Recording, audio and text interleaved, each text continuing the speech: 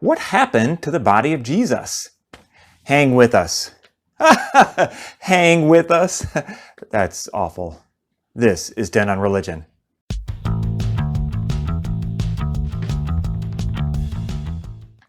Hey peeps, it's Dr. B with TenOnReligion. In my last video, I mentioned a few things about the resurrection of Jesus that I realized needs further explication. Some professors of religion who teach Christianity begin the first day of class by stating that if you had a time machine and traveled back to Greece in the first century and dropped in to observe a gathering of a small group of the Apostle Paul's followers meeting in one of the cities in which he started small Christian communities, say Corinth, for example, don't assume you would have even the slightest idea what was going on there. It is easy to assume, based on familiarity with how Christianity is believed and practiced today, that the earliest forms of Christianity would have had some basic likeness to what we know today.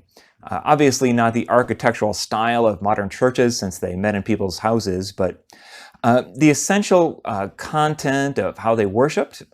This might be the case for Christianity maybe 400 or 500 years later, when the liturgy, creeds, and certain patterns of doctrines were taking a more definite shape, especially in forms of Christianity that were under the control of the church at Rome.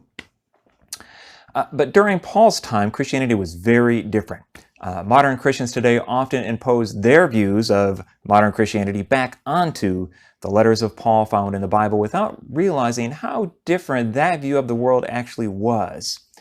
Paul's Christianity can be understood only against the worlds of mysticism, magic, miracles, prophecy, and the supernatural manifestations of the spiritual world, both angelic and demonic. This is so alien to our modern scientific world view. And in addition to that, they believed largely in a three-tiered universe with gradients in each tier. There were different levels of realms, both above and below, realms with different types of beings in each realm, such that, for instance, the concept of God wasn't really black or white, but more like a continuum of higher and lower levels of godness. Let's unpack how this impacts the resurrection of Jesus from the perspective of the Apostle Paul.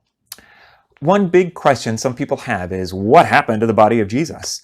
Before we get to that, we have to first talk about some Greek and Hebrew differences, as the notion of the resurrection of the dead is a distinctly Jewish way of thinking about life after death. But even today, people confuse the idea of resurrection with the notion of immortality of the soul, which was really more of a Greek idea. These are two quite different things. In the Greek view, death was not the end of the person, but a release of the soul from the restrictions of the body.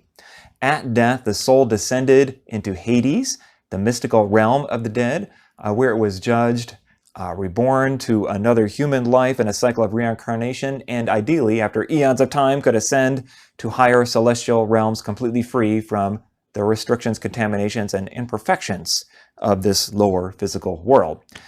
Death and life in this view sort of became reversed.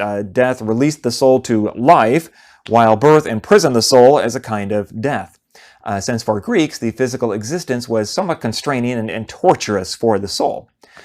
There was this dualism between the body and the soul, which became the standard belief in Greco-Roman culture for centuries.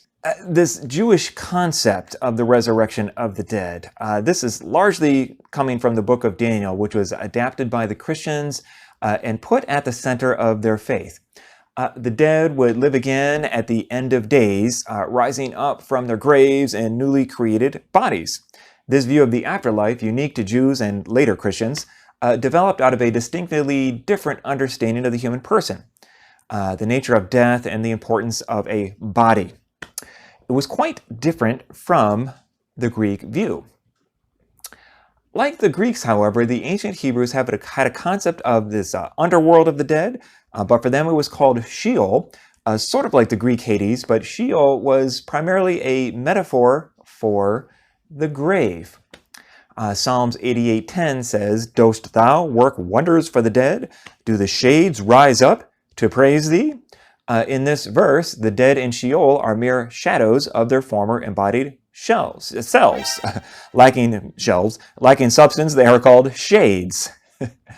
Y'all gonna be a shade someday? Or in Ecclesiastes 12:7, the body returns to the dust. The life breath or spirit returns to God who gave it, and the soul or shade of the former person rests in the underworld.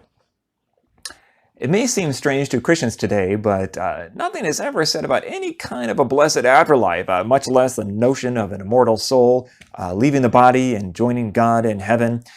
No such concept existed in ancient Judaism. There were only two ideas of the resurrection of the dead. The first involves a rare case where a prophet or a holy man resuscitates the corpse of one who has recently died, so that the person delays death, but eventually grows old and dies like everyone else. The other concept affirms that in the end of time, those in Sheol, or Hades, will come forth newly embodied in a kind of transformed, immortal form. There are only three resuscitations mentioned in the Hebrew Bible. Elijah raises a child in 1 Kings chapter 17. Elisha also raises a child in 2 Kings 4, and Elisha again in 2 Kings 13. He dies and is buried, but another corpse touches his body and lived and stood up.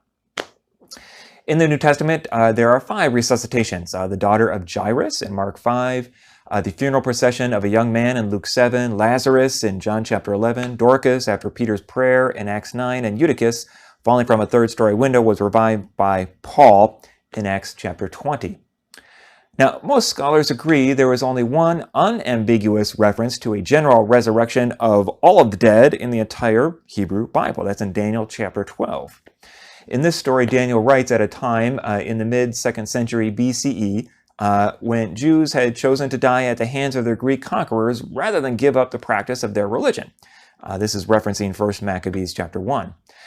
Here we see emerging a new Jewish understanding of both life and death. The older idea, found in much of the Hebrew Bible, was beginning to unravel.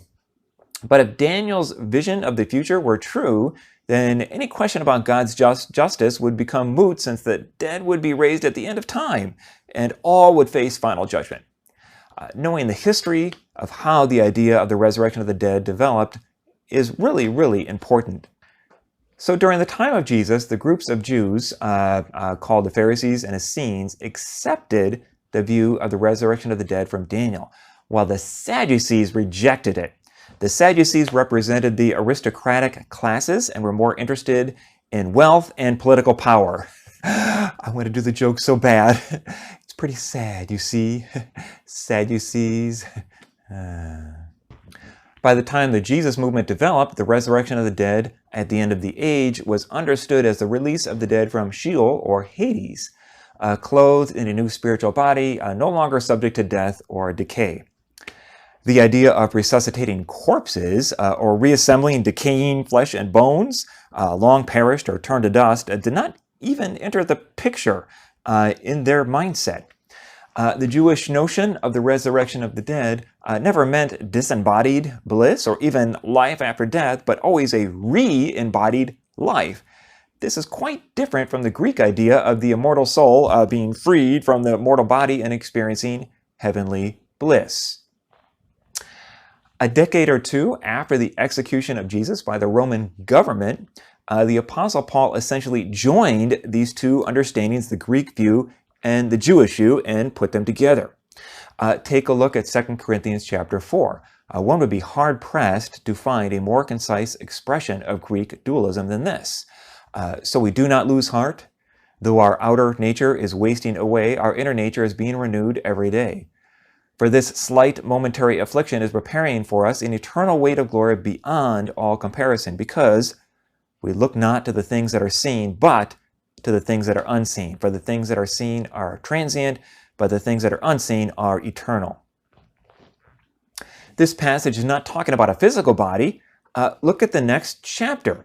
In 2 Corinthians chapter 5, Paul writes, "For we know that if the earthly tent we live in is destroyed, we have a building from God, a house not made with hands, eternal in the heavens. Here indeed we groan and long to put on our heavenly dwelling, so that by putting it on, we may not be found naked. For while we are still in this tent, we sigh with anxiety, not that we would be unclothed, but that we would be further clothed, so that what is mortal may be swallowed up by life." Here, Paul draws upon a mixed set of metaphors contrasting the tent with a permanent dwelling, and old clothing with new clothing. What does he mean? To die is to be in a naked state, unclothed, without a proper housing for the body, whereas to be resurrected from the dead is to be reclothed or rehoused with a new spiritual body. As a Pharisee, Paul must have had some general notion of the resurrection of the dead as involving a re-embodied spiritual self, but as a Christian, he has developed his understanding much further. He is convinced that Jesus' resurrection is actually the proof that this new cosmic process of transforming physical beings into a higher spiritual form for everyone is already happening. Christ's resurrection as a life-giving spirit launches the process of this new creation. Christ's manifestation in power, both in public and to the cosmos, is tied to the general resurrection of everyone, thus to the coming of the kingdom at the end. But the point of Jesus' own resurrection appearances, according to Paul, was not to assert some sort of divine status for Jesus, but to inform this select community of Jesus-following insiders of what time it was on God's clock. The end, marked by the general resurrection of everyone, was going to be happening soon. Now we can get back to the question about the body of Jesus. There are two important points to be made here. Number one, since Paul emphatically makes the point in 1 Corinthians that the resurrected Christ dwells in a spiritual body as a life-giving spirit, the Christ that Paul claimed to have seen was not Jesus' physical corpse resuscitated or reanimated. Number two, since Paul equates his experience of seeing Christ with the experiences of the Jerusalem apostles who were before him, in Paul's view of the matter, their experiences were identical. They all saw the same risen Christ in his glorified spiritual body. Paul clearly believes in a bodily resurrection, or more properly, a re-embodied resurrection. It is one thing to say the dead will be raised bodily, and it is quite another to insist that it is the same bodies, long ago turned to dust and ashes or buried at sea, that somehow must be reconstituted in order to experience resurrection. Take a look at the key example of John the Baptist. The Gospel of Mark records the beheading of John by Herod Antipas. John's disciples took his body and put it into a tomb. Herod hears reports about Jesus and thought he might be John raised from the dead in Mark chapter 6, but Herod did not investigate John's tomb to check to see if it was empty. Why not? Because the idea is if Jesus was somehow John the Baptist resurrected, this new John would have been reclothed in a new body, not John's old buried body come alive again. You get it? The bottom line is this: Jesus' physical body died in Roman crucifixion. If Paul's understanding of resurrection is the accepted view, then the empty tomb accounts in the later gospel narratives of Mark and Matthew were originally understood as spiritually metaphorical. The apparent claims of a post-resurrection Jesus as a reanimated corpse in the Gospels of Luke and John were written many decades later.